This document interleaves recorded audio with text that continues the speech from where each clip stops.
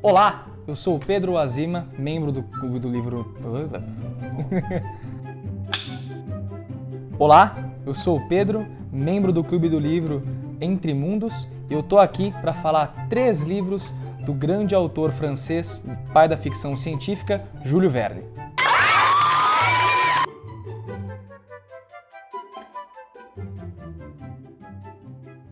Bom, vamos falar primeiro sobre o autor, né? Júlio Verne nasceu em Nantes, né? Na França, em 1828 e morreu na mesma cidade em 1905, né? E escreveu vários livros durante a sua carreira, né? E eu quero falar um pouco mais sobre a minha experiência com Júlio Verne, né? Eu comecei a ler por conta de Júlio Verne, que 20 Mil Léguas Submarinas foi acho que o precursor do meu gosto pela leitura, né? Então eu comecei a ler por meio de 20 Mil Léguas Submarinas durante a pandemia, que eu não gostava muito de ler, não me interessava muito, e teve uma tarde, né, que eu peguei um livro para ler e terminei o livro inteiro em um dia, né?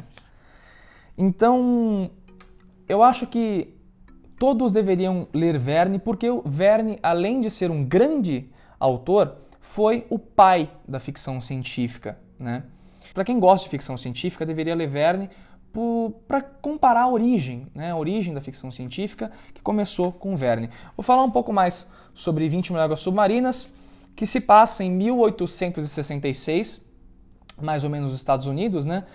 Pelo professor de história, né? O personagem principal, o professor de história Pierre Ronax, que, a convite do governo americano, foi para uma expedição para capturar um navio submarino que era liderado pelo capitão Nemo, né?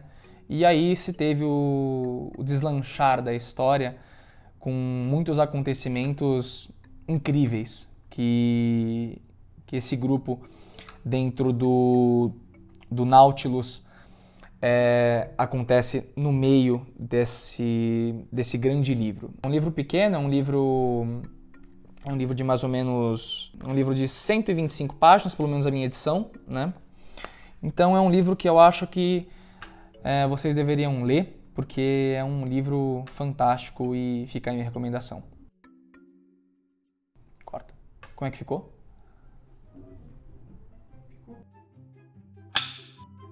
Bom, A Volta ao Mundo em 80 Dias, né, que foi meu segundo livro que eu li do Verne, e foi um livro que me tocou muito, né, que foi um livro que eu...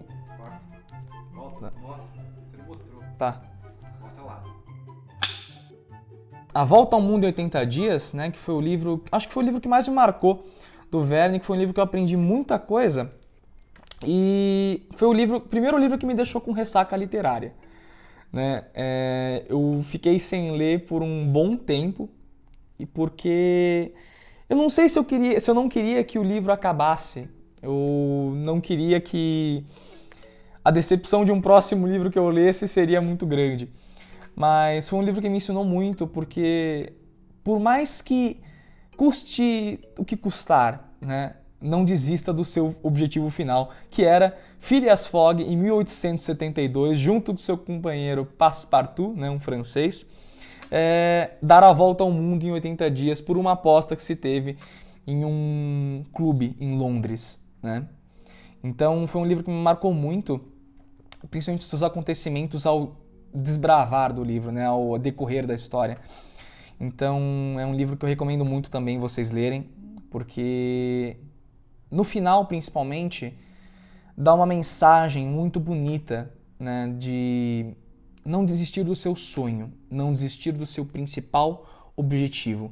Então é isso que eu acho que Verne quis passar no transcorrer da história desse livro tão fantástico que é A Volta ao Mundo em 80 Dias.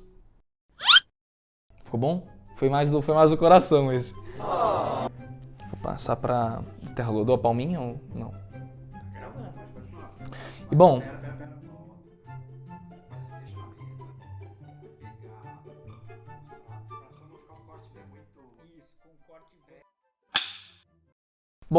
de Terra à Lua, né, da Terra à Lua, que foi um dos livros mais técnicos, né, de Verne, Essa edição aqui é da Hetzel, né, uma edição especial que declama um pouco a amizade que Verne tinha com o editor Pierre Hetzel, né, que era um francês também, que foi um grande amigo do Verne no transcorrer da sua história. Foi um dos livros mais difíceis que eu li do Verne. Não demorou tanto para ler quanto A Volta ao Mundo em 80 Dias, que eu tive ressaca literária, mas demorou um pouquinho, porque ele mostra muito termos técnicos que a gente usa em astronomia, né? Então, o formato de um foguete, né, que eles falam formato de um canhão, o material que é usado, o tipo de pólvora. Então é um livro muito interessante, principalmente para quem também estuda astronomia, mas também para quem gosta de ficção científica,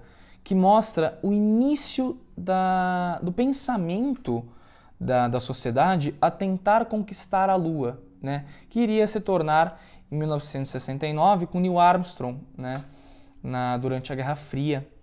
Da Terra à Lua tem várias adaptações, mas a adaptação mais famosa é um filminho de 14 minutos com um budget, né, com um orçamento de 10 mil francos, feito pelo Georges Méliès, né, que foi também o pai dos filmes de ficção científica no cinema mudo, em 1902.